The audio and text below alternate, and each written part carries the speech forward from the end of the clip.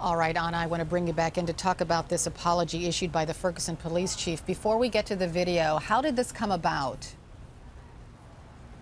Well, we really know very little information about why now, why do it this way.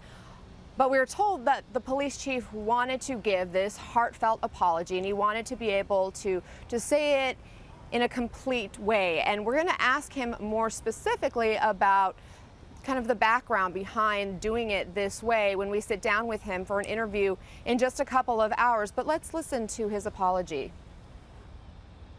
As many of you know, my name is Tom Jackson, and I'm the Chief of Police of the City of Ferguson. The events of the past few weeks have sent shockwaves not just around the community here, but around the nation. Overnight, I went from being a small-town police chief to being a part of a conversation about racism, equality, and the role of policing in that conversation. As Chief of Police and as a resident, I want to be part of that conversation. I also want to be part of the solution. But before we can engage in further discussion of the broader issues, I think it's important that we address the central issue that brought us here today, and that's the death of Michael Brown. I want to say this to the Brown family. No one who has not experienced the loss of a child can understand what you're feeling. I'm truly sorry for the loss of your son. I'm also sorry that it took so long to remove Michael from the street.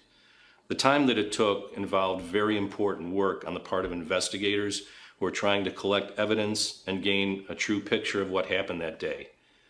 But it was just too long, and I am truly sorry for that. Please know that the investigating officers meant no disrespect to the Brown family, to the African American community, or the people of Canfield. They were simply trying to do their jobs.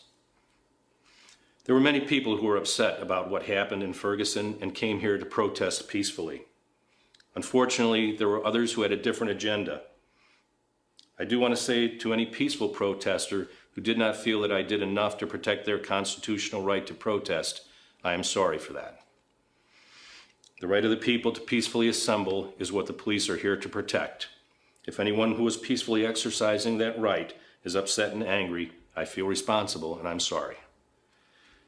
I'm also aware of the pain and the feeling of mistrust felt in some of the African American community towards the police department. The city belongs to all of us, and we all are part of this community. It is clear that we have much work to do. As a community, a city, and a nation, we have real problems to solve, not just in Ferguson, but the entire region and beyond.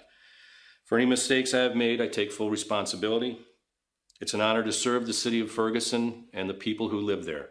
I look forward to working with you in the future to solve our problems. And once again, I deeply apologize to the Brown family. Again, that was Ferguson Police Chief Tom Jackson with a public apology, really the first public apology we have heard since the shooting death of Michael Brown. It's something that people who live in the community around where Michael Brown was shot and killed have been calling for and asking for and saying, why haven't you done this?